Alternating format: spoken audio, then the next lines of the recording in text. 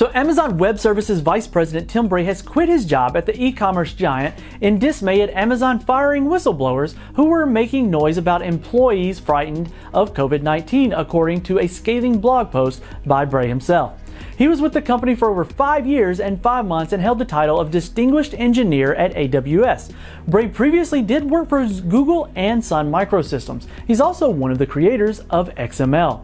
Now, Bray named warehouse workers Chris Smalls and Bashir Muhammad and tech employees Emily Cunningham and Marin Costa, who had criticized the company's policies and were then subsequently fired. The warehouse workers had pushed the company to treat workers better, seeking paid time off for those who needed to self-quarantine or felt sick, along with demanding the closure of warehouses for sanitation where workers had been tested positive for the virus. Those in tech had spoken against companies' climate policies and then supported the warehouse workers' demands.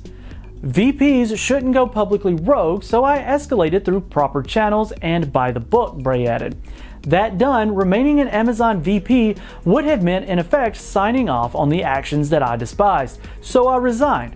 It's evident of a vein of toxicity running through the company culture, Bray added in his blog post. I chose neither to serve nor drink that poison. A well-regarded software engineer, Bray said he wasn't happy with the decision because it was definitely giving up his best job that he had ever had, according to him, working with some good people and letting go of a steady $1 million paycheck. But he felt like he had to do this because victims weren't abstract entities but rather real people.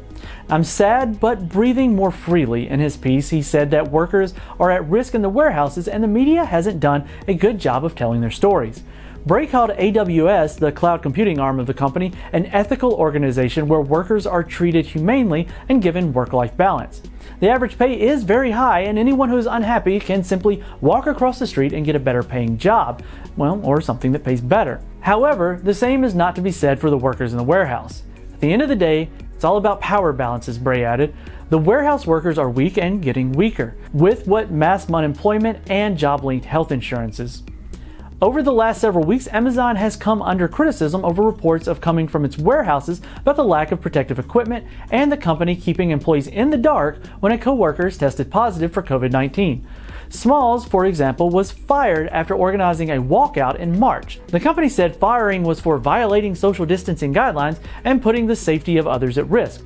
Amazon then tried to publicly smear Smalls and discredit the labor movement. And at the end of the day, the big problem isn't the specifics of COVID-19 response, Bray wrote.